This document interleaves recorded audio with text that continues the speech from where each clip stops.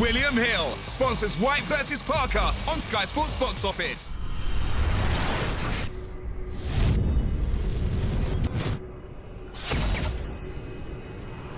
This is Umar Ahmed for IFL TV in association with MTK Global. I'm at a final press conference for White Parker. I'm joined by light heavyweight Joshua Buatsi. How you doing, Josh? Not bad, not bad. The sun's out, so we can't complain. It's boiling though, and it's too much. But we can't complain. I'm definitely not complaining. Better than rain. For sure, for sure. Looking forward to getting back to the O2 Saturday night? I am. 2 days left. Weighing tomorrow, then fight night on Saturday night.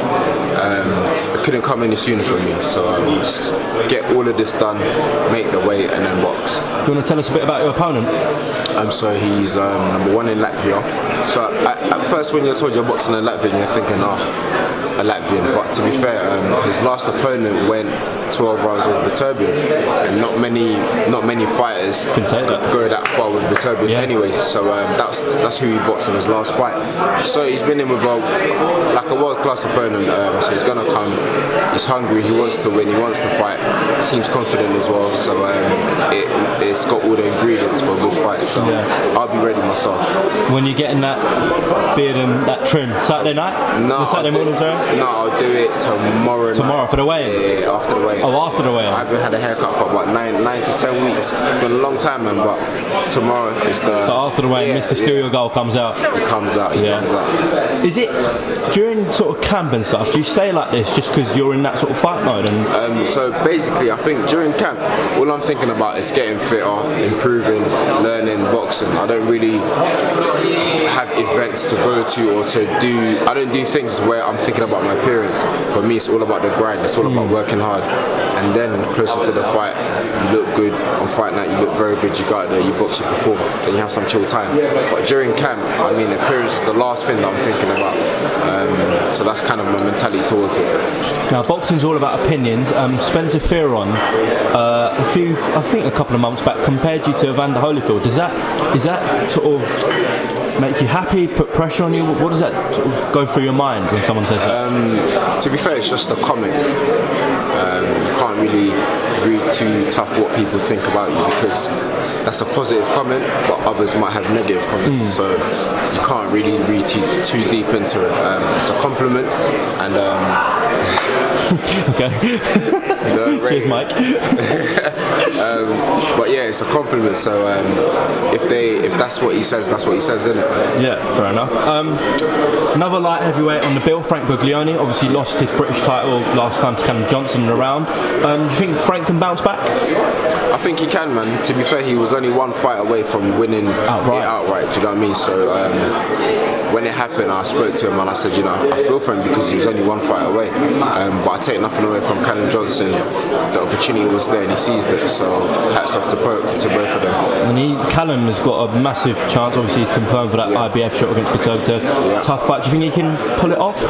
To be fair, everyone wrote him off against Buglioni, and he literally turned the tables around. So again, I'm not here to write off anyone, but I send out positive messages to him, and hopefully he goes out there and he does it. Yeah. What was going on between you and Anthony Yarde a few weeks back? So it's good to see you, man. So basically, I went on Sky and they said there's a fight with Yarde interest you. So I said absolutely it interests me. That's like them saying there's a fight with any light heavy in Britain interest you. Of course it does.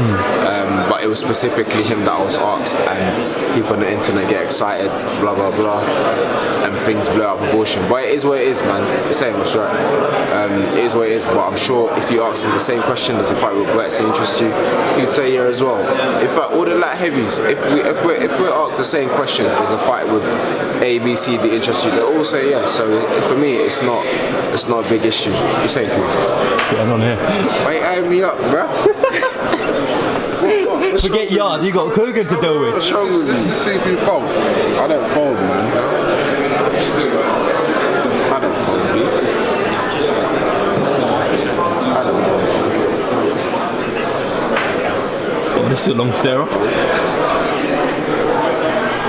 I think you're gonna lips me, so I'm gonna finish my interview. That's good, you're right. So we were talking about Yarde. Is Eddie happy for you to go on BT? Is that the case? I haven't asked him or spoken to him about it, but again, I keep saying it's something that hasn't been materialised or nothing's been put to concrete yet. So there's not much to say about it. Just for the mere fact that all the light heavies are more than happy to box each other. So people make their moves. I'll make my moves accordingly as well, because you can't be rushed or pressured to doing things. You have to make your moves at the right time. Of course. So that's what I'll do. But obviously it's good. You've got the likes of Jose Burton, Callum Johnson, Buglioni, Yarde there for you down the line. There's a lot of interest in this division, so it's a good time to be a light heavy in. It's a really, really good time, because I think a year before I turned pro there wasn't really much going on, but suddenly I turned pro and there's all these talents, all these good fighters at the division, so there's some great fights ahead.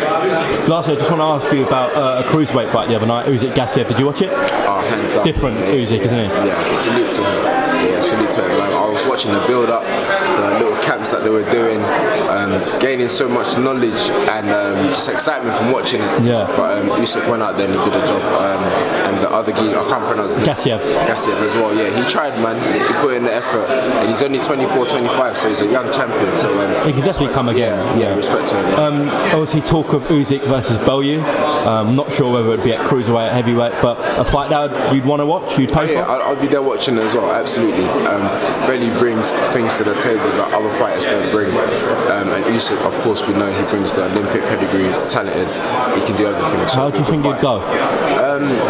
The thing about Bellew is that you can't predict how he's going to behave and how he's going to box or fight. So for me, that unpredictability makes it for a good course. Usyk, we know what he's going to do, and he's very good at what he does. But like I said, you can't write off Bellew, man. Yeah, of course. Okay. Thank you for your time, Josh. I'm sure we'll catch up with you post-fight, hopefully after you win. For sure. But thanks for your time on our file.